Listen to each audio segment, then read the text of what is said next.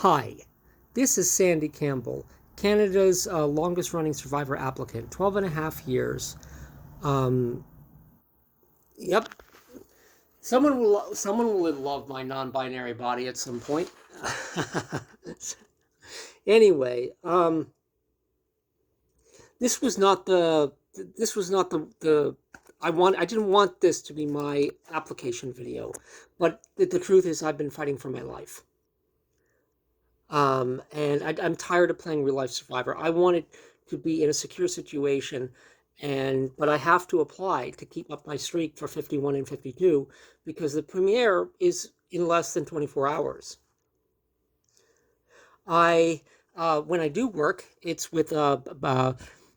as a background extra so I can keep in my industry. And I was on Sean Hayter's follow up to Being Human for 4 days. It was Being Human follow up to Coda. I was on an interview with a vampire for 6 days, but it pays minimum wage, and for non-industry work, I apply and apply and apply. I went to 9 temp agencies on foot in June, discovered that the temp agencies were dead.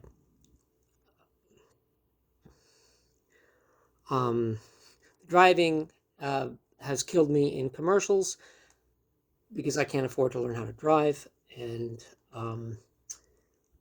but there is a new role in commercials that does not require driving, being a talent coordinator, and I'm fighting for my life to have that role.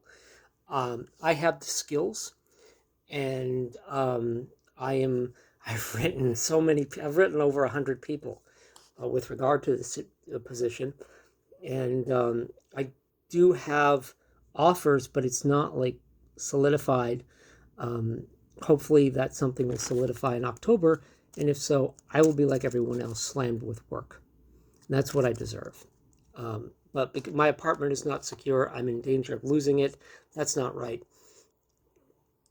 Survivor is actually what Survivor doesn't understand is that HR and recruiters have become like casting. They think they're casting. It doesn't matter if you're applying for a minimum wage job or if you're applying for a six-figure job.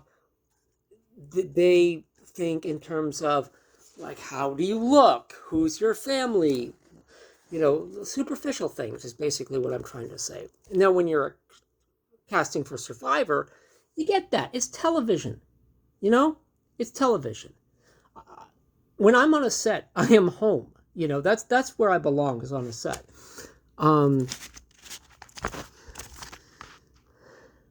But I'm fighting for my life. I'm always but that's been my fight with casting for Survivor. See, I've been applying for 12 and a half years, and I haven't even started the casting process. That's unusual. But it's like that with everything that I do. I'm just so different. I'm just so eccentric. I'm just so unusual that I'm passed over and I have to fight for everything that I have. And that's not right. It has put me in danger time and time again.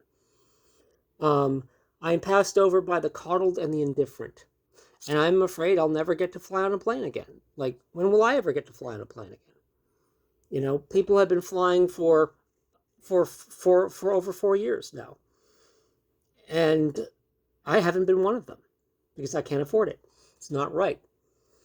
I've been going through real life Survivor situations. I got rid of a hacker off my phone last week. OW which is the Ontario Welfare System, has decided to deduct $40 off of my monthly allotment of $800, even though they know I'm having trouble paying for my apartment over a stupid tax discrepancy that's not my fault.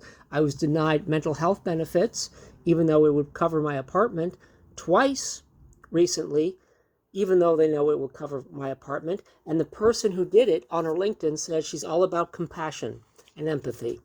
I can't wait to write to her, because that's what I do best, exposing hypocrisy. Okay. September 8th, 2025, Good Mythical Morning, Link Neal announced on the show. I know he's been a Survivor fan since the pandemic.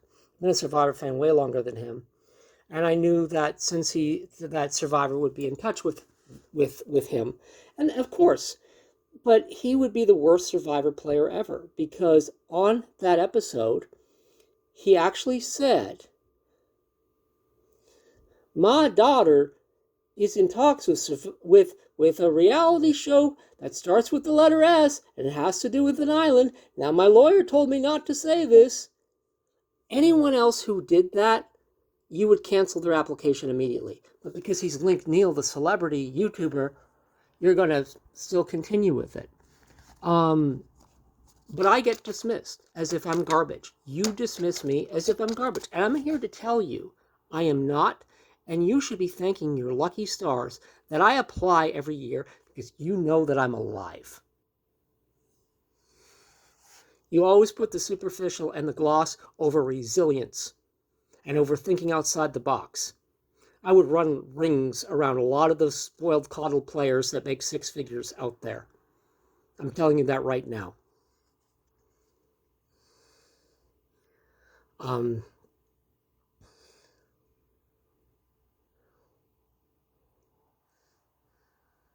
So you are under no obligation to cast me, but and I understand why you haven't, because you want people who are in a stable situation.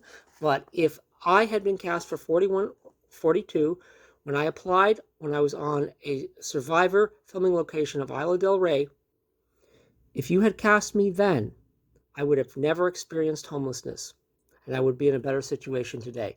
But you're under no obligation, of course. So, cast away Jesse Tannenbaum from your penthouse suite, dismissing and judging and not seeing the value in beautiful non-binary souls like myself. And also, here's the thing. If you're looking for, you hire Canadians. So if you're not going to cast me, hire me. I've worked in the industry. I can do it.